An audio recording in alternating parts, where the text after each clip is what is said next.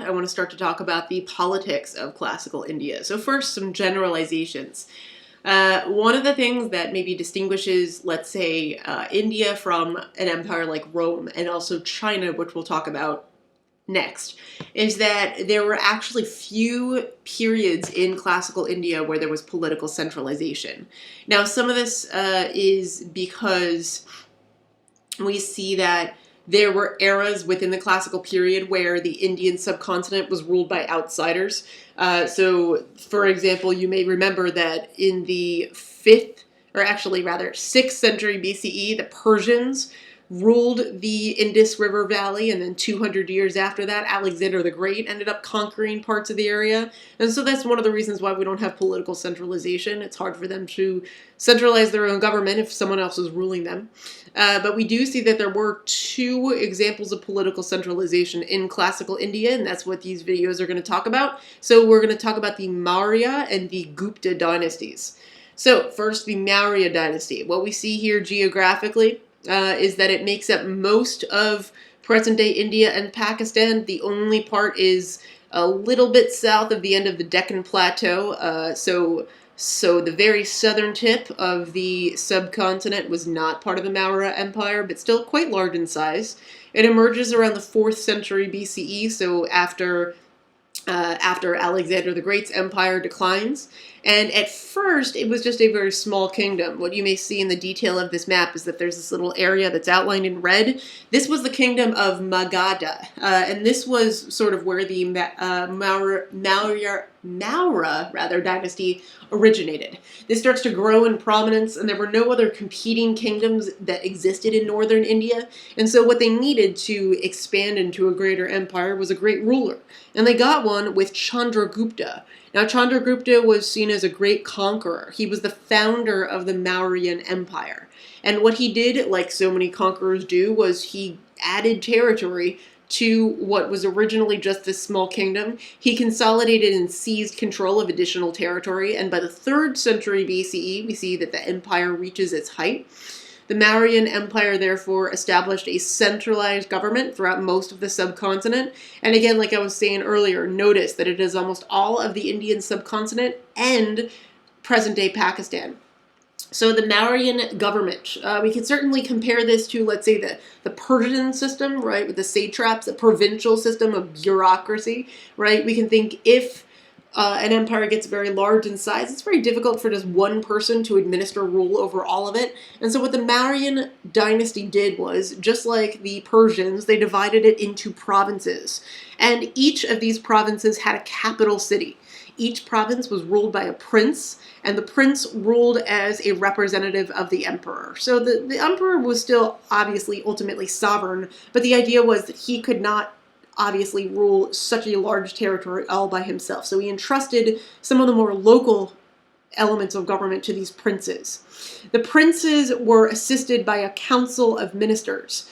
And then there was also a council that existed that advised the emperor specifically. And then there was a subdivision after the provincial division. The provinces were then divided into districts, and each of these was governed by a minister. So I like to think about it like this. If you think about the United States, obviously we are one country, but we're split up into states, right? Think about the states like the provinces, all right? So they're still very large in size, but they do represent a division of the state into smaller sections.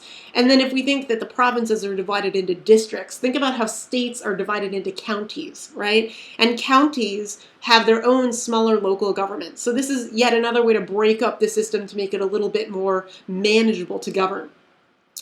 We see that each minister was in charge of the bureaucrats of the district, and bureaucrats had a wide range of jobs. They did things like collect taxes, maintain public health, regulate trade. So what we see obviously also is that, each group is ultimately subject to some sort of oversight, but their leadership becomes more local to make things more reasonable. Local officials also, we're going to see, are hired from people within each district. And in general, as far as the empire overall is concerned, the army keeps the peace, but also there was a fairly significant spy system that existed in the Maurya Empire, and what this did was it kept the government informed of any unrest that might be brewing, and so this attempted to prevent revolt, right? So this was very significant to maintaining the peace as well. And it obviously was very expensive to pay for this government, so it was subsidized by heavy taxes on landowners and also their crops. And again, I just thought it would be worthy for you to compare this provincial government system to something like the satrap system in Persia. So, one of the most well-known rulers of the Maurya dynasty was Ashoka.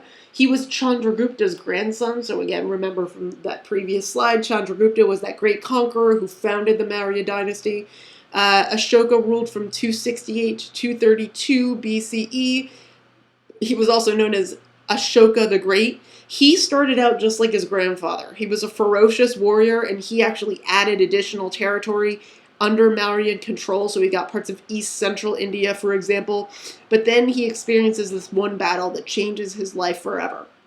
It was called the Battle of Kalinga. And this, according to legend, was especially brutal. Over 100,000 casualties existed on each side of the battlefield. And so after that, Ashoka experienced a change of heart. He, just like Siddhartha Gautama, asked the question, why? Why did so many people have to die for this, right? And so we could say he was very much regretful of what he experienced in this military devastation. And so he actually ended up converting to Buddhism after this battle because he felt responsible for so many of these deaths. And after that, Ashoka becomes a very ardent Buddhist. He builds monasteries throughout his empire, and he also sends missionaries to very far-flung regions of the empire in an attempt to convert as many of his subjects as possible.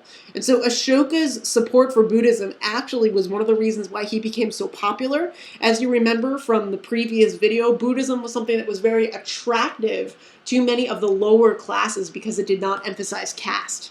So Ashoka was also known for some other achievements within the empire. He was obviously, after his conversion to Buddhism, seen more as a governor than a conqueror.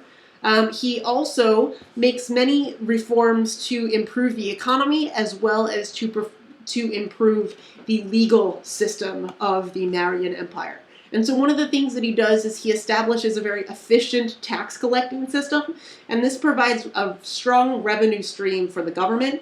And the capital of the Mauryan Empire was a city called Pataliputra. Let's see if I can find this on a map somewhere. There we go.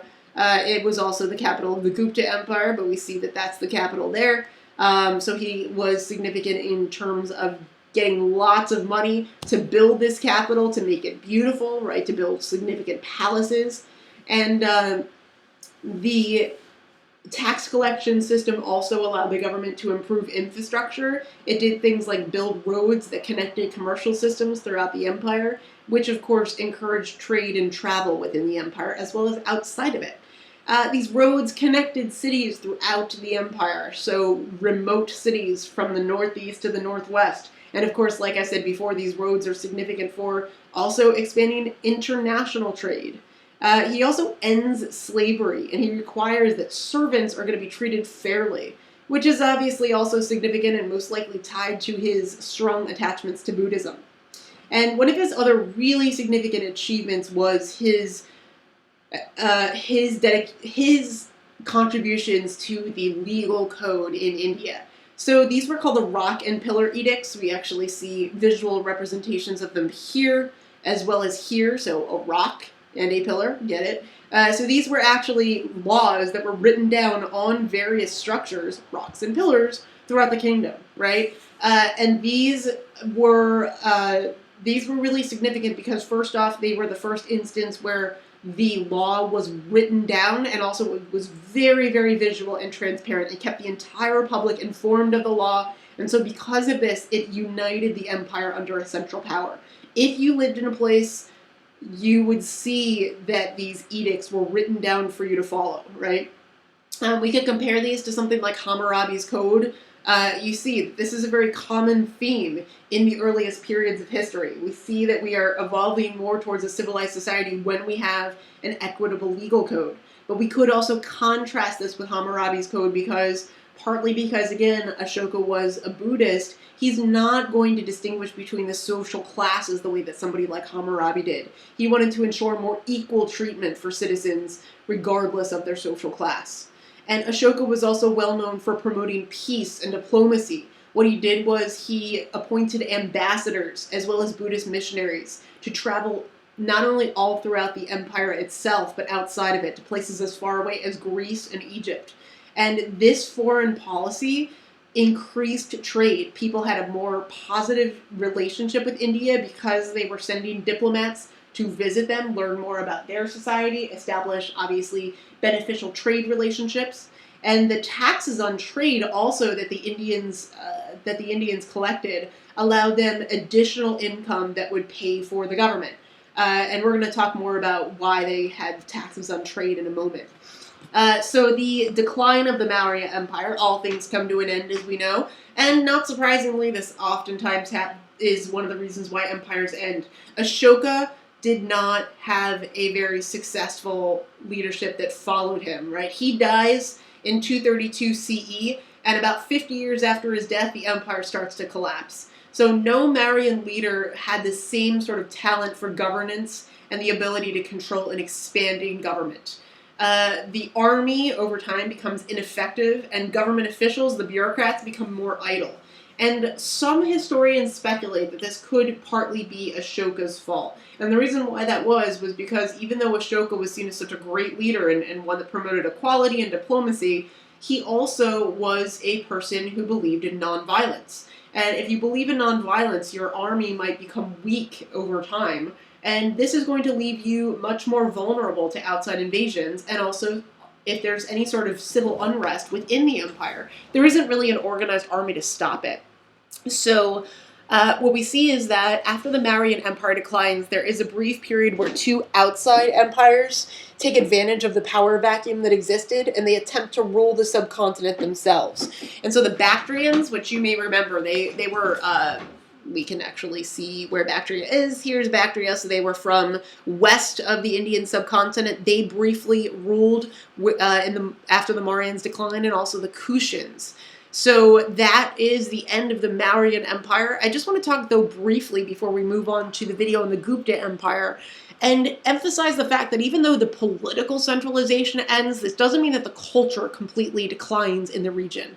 So even with invasions and foreign control, India is still a very important place, partly because it represents a trading crossroads.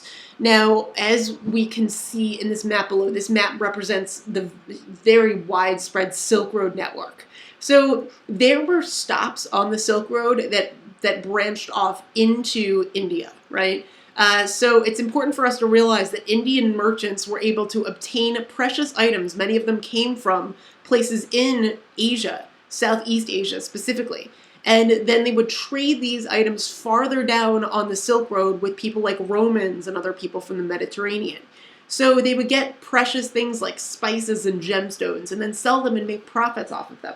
And also what this map indicates to us is that there is a network of sea trade that's starting to develop as well. We are going to see that people start to trade along the Red Sea as well as the Persian Gulf. And what this means is that we also are going to experience a connection between the Indian subcontinent and East Africa, which was also a very wealthy area at the time, and we'll talk about that soon.